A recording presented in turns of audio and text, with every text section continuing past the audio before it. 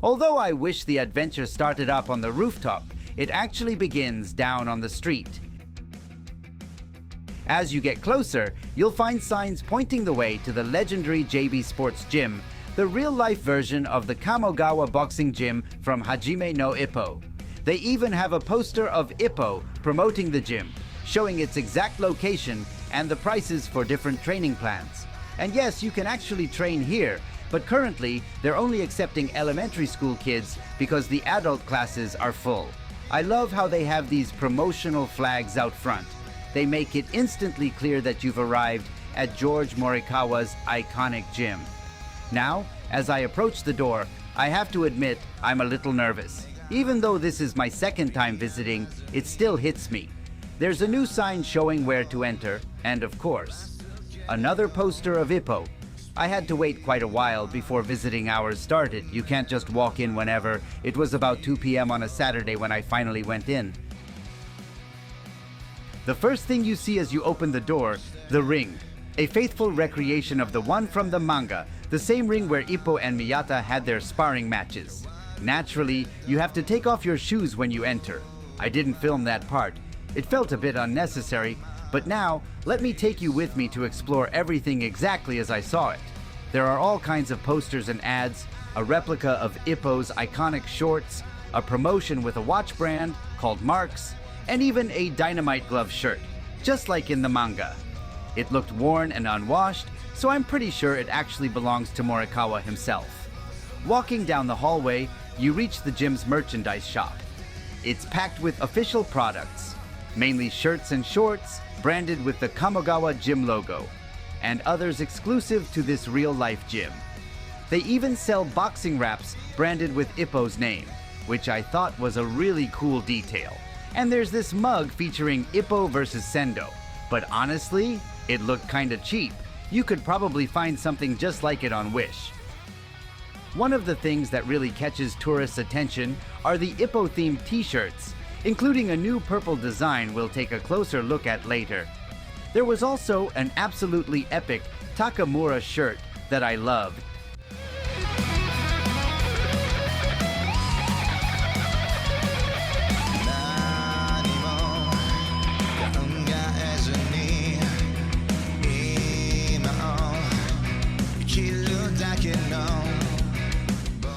I was about to finish filming all the merchandise in the display case. But then, just like my first visit, the woman working there led me straight to the Takamura statue. I really wanted to capture everything in order, but hey, I wasn't given much choice, so I'll show you that part first in detail, and then we'll resume the rest of the tour, starting from the 3rd floor and working our way down. Since you have to take off your shoes, they give you a pair of indoor sandals to walk around in. You head outside to the rooftop, where it's completely empty. Except for one thing, the Mamoru Takamura statue. I approached it carefully and finally got to admire it up close. And of course, you're seeing it with me now. Naturally, I had to take some photos and a few close-up shots. I even stretched my camera as far as I could just to get the perfect thumbnail image. And let me tell you, it's spectacular, just like in the anime. Every inch of the statue for you, even the championship belt Takamura's wearing. I was completely bent over trying to get the right angle, but I think it turned out great. Now you can see Takamura in full HD with all his glorious details.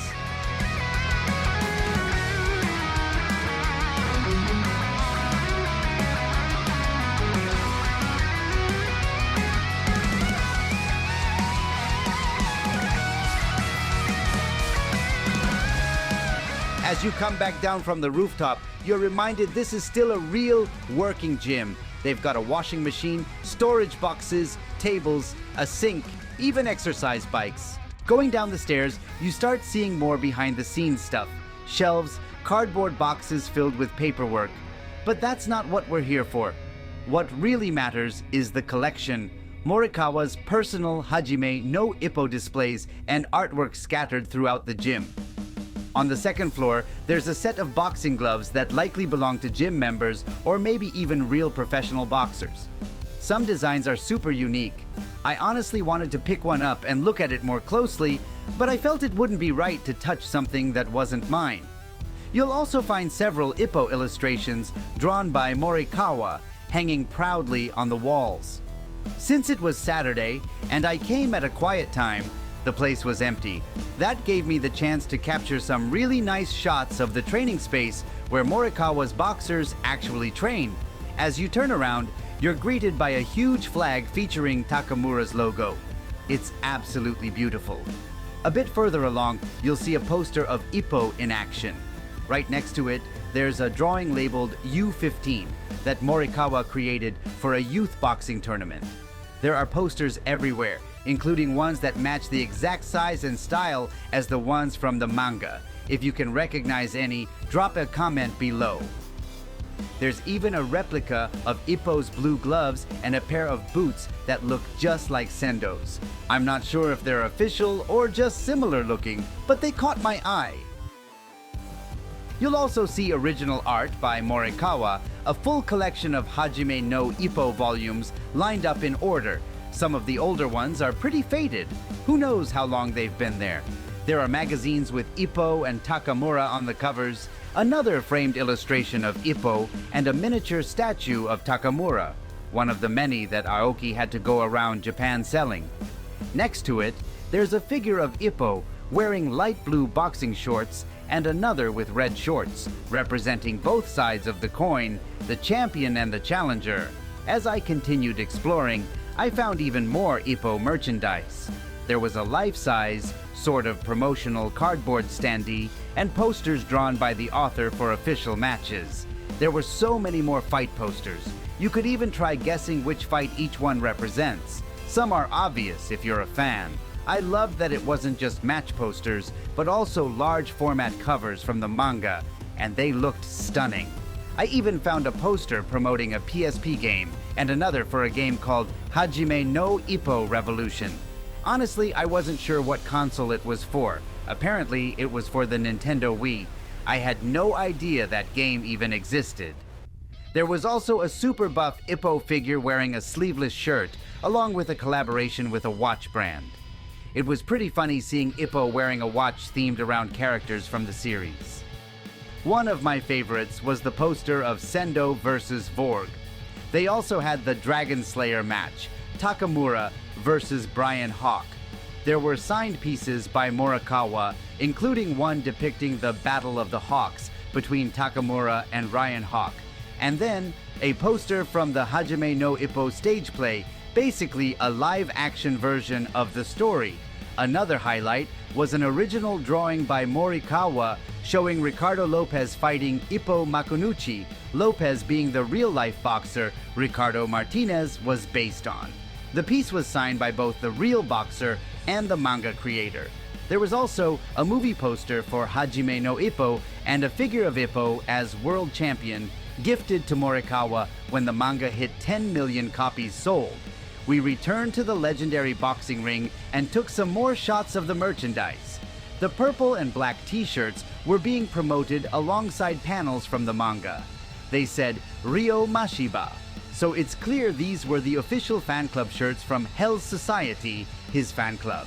There were more t-shirts featuring characters like Ippo, Miyata, and Takamura, with logos from Kamogawa Gym and JB Sports Gym.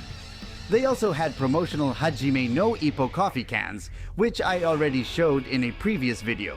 Once again, I saw the Ippo Nendoroid. This time I decided to buy one, and I'll show it in another video. Then came Morikawa's personal collection, old figures of Ippo, 2 boxed Takamura figures, a funny Wampo figure, exclusive Ippo gloves, a signed frame of Ippo and Joe Yabuki by both creators, Ippo's shorts, and a photo of Tetsuya Chiba and George Morikawa. There were also magazines with Ippo on the cover, an extremely old articulated Sendo figure, and a signed Ippo drawing by Morikawa. On another shelf were all the usual items, pins, magnets, keychains, etc. I definitely grabbed a few. There were new ones too, including a set of 3 pins of Kimura, Wampo, and Aoki. The best ones? Aoki and Wampo. Kimura's was just a T for Tatsuya, but it featured the frog, which made it awesome. There were also new pins of Wally, Ricardo Martinez, and Vorg, each with their logo. I grabbed a couple more of those too, and I might give some away to those who buy the last plushies I have left. There were fridge magnets as well. I grabbed 2 of each, one for my collection and another to give to one of you lucky fans. I found a few other items I didn't quite recognize. They seemed pricey, so I passed on them. I'd rather pick up another Sendo figure now that he's becoming more important in the story. They also had towels featuring Ippo, Takamura, Kamogawa, scenes from the manga, and the different fan clubs. Even the promotional flags outside the gym were available to buy. Perfect if you want to hang one at home. They sold manga volumes too, though not the full set. Just a few. Right behind the staff counter, there was a poster promoting the 2nd season. After paying, I noticed a Gachapon machine with random gym logos from the series. I decided to play 3 times. The staff even offered to film me. First token, I got the Sawamura Ryuhei gym. Second try, jackpot. I got the Kamogawa gym logo. Third one, a gym I didn't recognize, which turned out to be Take Conchi's gym, a character who only appeared in the manga. This time, they let me climb into the ring, where Ippo fought Miyata, the ring where they train. I felt amazing. I didn't even know it was allowed, but I absolutely loved it. I recorded a few 360 shots of the whole ring. It was an incredible experience. Mission accomplished. We visited Kamogawa Gym. As we left, they handed us a sheet with the locations of all the Hajime no Ippo manhole covers. Last time we missed one. This time, we plan to visit them all and capture them in much better quality. After walking for a few minutes, we found the first, Takamura versus Brian Hawk. Great detail. I loved it. I filmed a close-up so you can pause and enjoy it. 15 minutes later, we reached Kimura versus Mashiba. Honestly, this one is even better. The detailing is on another level. Again, I got a close-up for you. But Ippo versus Sendo was really far away, so we had to take the subway. I wish it had been closer, but oh well. After a long train ride, we finally found it. And let me tell you, it's the best one. Not only is it painted, but it has the actual illustration printed and attached on top. The result is stunning, with incredibly high-quality art and details. It's the only one I filmed that close because I genuinely loved it. And that's all for today. Before leaving the gym, they gave me a sheet to fill out. My country, my favorite characters, and what I liked most about the series. Naturally, I left a message. Ippo, please come back to the ring. We're waiting for you. I left feeling truly happy. They mentioned they might upload my photo to the gym's official account. If they do, I'll share it with you here. Good night.